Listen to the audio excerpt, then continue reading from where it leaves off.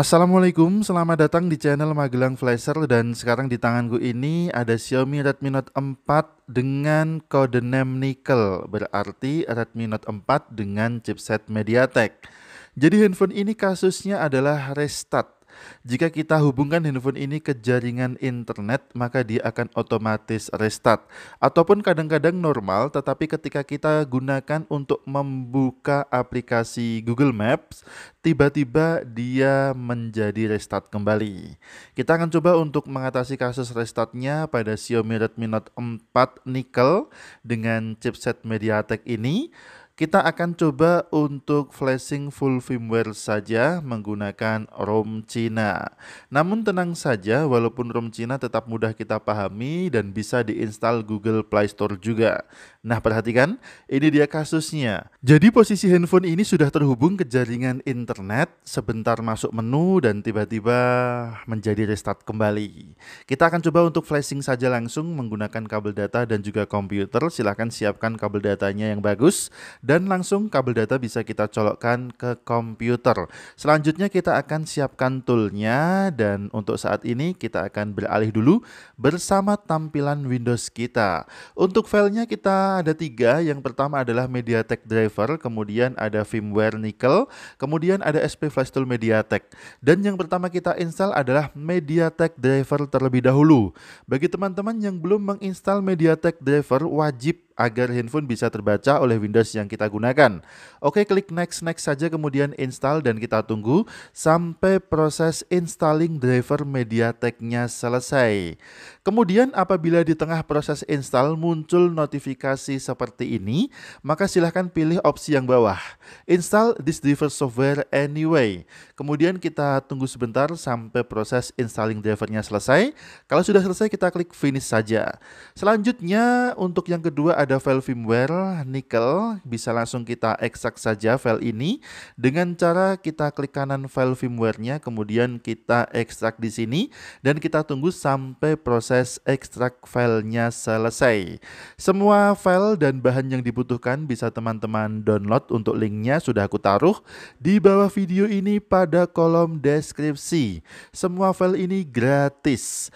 Oke, kemudian kalau sudah terekstrak untuk file firmware-nya akan muncul sebuah folder, bisa kita buka foldernya dan ini dia isi dari firmware Redmi Note 4 MediaTek dengan kode NAND Nickel tersebut. Untuk firmware ini akan kita flashingkan menggunakan SP Flash Tool MediaTek. Jadi langsung aja bisa kita ekstrak juga untuk SP Flash Tool MediaTek-nya. Caranya bisa kita klik kanan filenya, kemudian kita pilih ekstrak di sini dan kita tunggu sampai proses extracting filenya selesai. Selanjutnya kita buka folder SP Flash Tool yang sudah kita ekstrak barusan, kemudian di dalamnya kita cari file dengan nama flashtool.exe, kita double klik aja file ini sampai SP Flash Tool-nya berjalan. Kemudian pada SP Flash Tool ini ada beberapa kolom. Yang pertama adalah kolom download agent. Kita pilih menu choose, kemudian kita isi dengan file dengan nama mtk all-in-one.da.bin. Kemudian kita pilih open sampai filenya terisi pada kolom download agent. Selanjutnya di bawahnya ada kolom scatter loading file. Akan kita isi file scatter dari dalam folder firmware yang kita ekstrak tadi. Masuk ke folder Nickel, kemudian folder Emacs. Kemudian untuk file scatter, nama filenya adalah mt6797 android scatter.txt. Jadi file ini yang akan kita inputkan pada kolom scatter loading file di SP Flash Tool-nya. Oke, langsung aja kita inputkan ya. Kita pilih menu choose pada kolom scatter loading file, kemudian kita cari di mana tadi kita mengekstrak firmware Nickel-nya. Kita masuk ke foldernya, kemudian kita cari file dengan nama mt6797 android scatter.txt.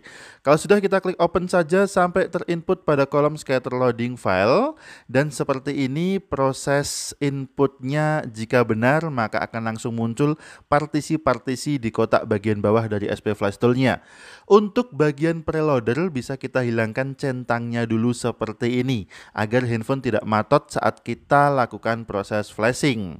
Kemudian kita pilih menu download dengan logo panah hijau ke bawah, kita klik saja dan selanjutnya tinggal kita hubungkan handphone ini ke komputer dalam posisi mati. Tapi ketika handphone boot loop seperti ini maka tidak bisa kita matikan. Oleh sebab itu kita gunakan kombinasi tombol, yaitu tombol volume atas dan tombol power untuk mematikan sejenak handphone ini sampai terbaca oleh flash tool-nya. Tahan terus volume atas dan tombol power. Ketika handphone mendadak mati, maka akan langsung terbaca oleh SP flash tool-nya. Perhatikan, ada loading warna merah. Kita tunggu aja sampai proses flashing-nya berjalan berganti dengan loading warna kuning. Tampaknya pada percobaan pertama kita ini handphone tidak terbaca oleh SP flash tool-nya atau hanya terbaca sejenak kemudian putus lagi koneksinya. Handphone ternyata malah masuk ke mode charging. Tadi sempat sejenak muncul logo Mi, kemudian masuk ke mode charging. Sekarang handphone dalam posisi off ini, bisa kita lepaskan dulu kabel datanya. Dan untuk SP flash tool-nya ternyata juga not responding ya. Bisa kita foreclose saja, kemudian kita ulangi lagi untuk menjalankan SP flash tool ini. Untuk prosesnya sama seperti di awal tadi, kita bisa jalankan dulu SP flash tool-nya dengan kembali membuka file atau folder SP flash tool. Jalankan file dengan nama spflashtool.exe. Oh, ternyata error untuk SP flash tool-nya. Maka kita akan coba untuk hapus folder ekstraknya dan kita ekstrak ulang file SP flash tool zip-nya.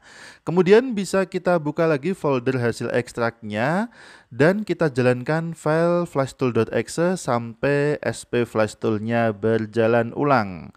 Untuk proses pengisian kolom-kolom pada SP flash tool-nya masih sama seperti yang tadi. Kita isi dengan file scatter mt6797 androidscatter.txt. Untuk download agent masih sama juga, kita isi dengan file mtk all-in-one-da.bin. Kita klik menu choose saja, kita isi ulang dulu. Kita bisa kembali ke halaman awal folder SP flash tool-nya. Kemudian pilih mtk all-in-one-da.bin. Kalau sudah terinput, sekarang giliran kolom scatter loading file. Kita inputkan file scatter dari folder firmware Nickel Emacs, folder Emacs, dan ini dia filenya. Kita pilih, klik open sampai muncul partisi di kolom bagian bawah dari SP flash tool-nya. Untuk bagian preloader kita hilangkan centangnya dan klik menu download lagi. Sekarang tinggal kita hubungkan aja handphone ke komputer dalam posisi off seperti ini tanpa menekan tombol apapun. Atau jika teman-teman susah menggunakan kombinasi tombol di awal tadi, silahkan lepaskan casing belakangnya dan lepaskan soket baterainya. Perhatikan ada notifikasi seperti ini ya, notice. Kemudian bisa kita pilih continue saja pada notifikasi yang muncul atau warning yang muncul. Kemudian setelah kita pilih continue, maka proses flashingnya akan berjalan.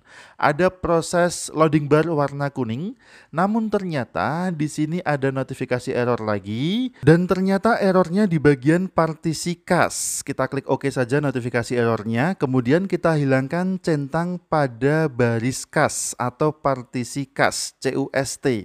Kita hilangkan saja centangnya. Selanjutnya kita ulangi lagi, dan sekarang yang tidak kita centang adalah di bagian preloader dan bagian cache. Dua bagian ini tidak perlu kita centang. Klik lagi menu download dengan logo panah ke bawah, kemudian kita hubungkan kembali handphone ke komputer menggunakan kabel data tanpa menekan tombol apapun. Handphone dalam posisi off. Muncul lagi notifikasi warning, bisa langsung kita pilih menu continue untuk melanjutkan proses flashing firmware-nya. Ini dia untuk prosesnya sudah berjalan. Perhatikan ada loading warna kuning. Kita tunggu saja sampai proses loading warna kuning ini selesai sampai 100%. Jadi masih flashing system sekarang ya. Kita tunggu sampai proses flashingnya selesai. Kira-kira ini akan membutuhkan waktu sekitar 2 sampai dengan 3 menit. Dan seperti biasa untuk durasi pada video ini akan kita percepat agar tidak memakan banyak waktu. Oh iya, satu lagi yang perlu teman-teman ketahui adalah proses flashing ini akan menghapus seluruh data yang ada pada internal memori handphone ini tanpa terkecuali. Kemudian setelah kurang lebih 3 menit proses flashing sudah selesai, muncul notifikasi download OK, yang artinya flashingnya sudah berhasil. Namun handphone tidak menyala otomatis, kita akan menyalakan handphone ini terlebih dahulu. Sebelum kita nyalakan handphonenya, silahkan lepaskan kabel data. Kemudian kita tekan tombol power, tekan dan tahan sampai muncul logo Mi di layarnya. Jangan lepaskan sebelum muncul logo Mi atau handphonenya bergetar. Setelah muncul logo Mi, bisa kita letakkan lagi handphonenya dan kita tunggu sampai proses loadingnya selesai. Atau jika kondisi baterainya di bawah 10%, kita bisa tetap menghubungkan handphone ini ke komputer menggunakan kabel data agar kondisi baterai terjaga. Jangan sampai saat proses loading seperti ini handphone kehabisan baterai. Karena bisa saja resikonya handphone akan bootloop kembali dan kita membutuhkan flashing ulang untuk mengatasinya. Kemudian untuk proses loading ini juga lumayan lama, sekitar 5 menitan. Bahkan lebih lama daripada proses flashing firmware-nya. Jadi teman-teman sabar, tetap ditunggu saja sampai proses loadingnya selesai. Namun seperti biasa, untuk durasi loading yang lama pada video ini kita percepat saja. Setelah kurang lebih 4 sampai dengan 5 menit proses loadingnya sudah selesai dan handphone sudah berhasil masuk ke tampilan welcome screen dari MIUI 10. Kemudian karena handphone ini menggunakan ROM Cina, maka pilihan bahasanya juga terbatas. Hanya ada bahasa Cina, Inggris, dan Arab India. Jadi kita gunakan bahasa yang paling kita mengerti saja, yaitu bahasa Cina saja. Kemudian kita setup aja handphone ini langsung sampai ke tampilan menu, tidak perlu menunggu proses loading lama. Handphone langsung bisa normal kembali. Sekarang kita tes dulu, kita hubungkan handphone ini ke jaringan internet via WiFi. Apakah masih akan restart atau tidak? Oke, handphone sudah terhubung ke jaringan internet, sampai saat ini masih aman bisa kita gunakan. Kita coba untuk browsing menggunakan browser. Apakah kita akses internet pada handphone ini aman-aman saja atau ternyata handphone kembali restart. Dan setelah kita gunakan untuk mengakses Google menggunakan browser bawaannya, ternyata aman, handphone tidak ada tanda-tanda akan restart kembali. Kekurangan dari ROM Cina ini adalah belum ada bawaan aplikasi Google Play Store.